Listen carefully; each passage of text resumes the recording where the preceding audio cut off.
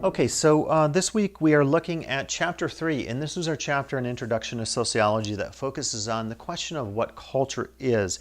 When you get into the chapter, you'll discover there are four main sections. The first of these is what is culture, and we'll look at the differentiation between culture and society.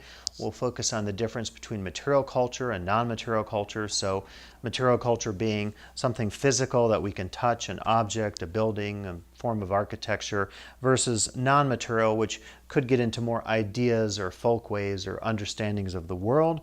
We'll look at the concept of cultural universalism as it relates to society, and we'll compare and contrast ethnocentrism and xenocentrism. So ethnocentrism is very interesting because it's a position of bias that you sometimes encounter when people don't understand a culture and they basically focus on their own culture as a universal or as a form of truth. And it's something we try to avoid in the social sciences.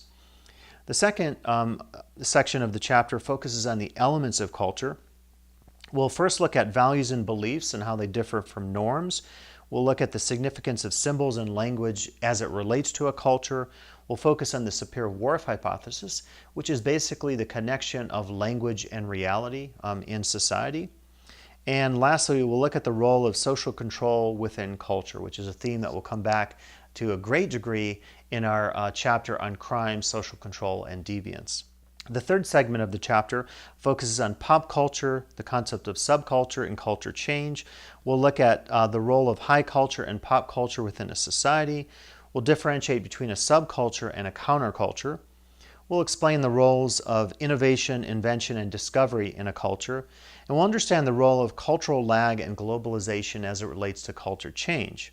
And then lastly, we'll look at theoretical perspectives on culture, and we'll discuss the major theoretical approaches to cultural interpretation.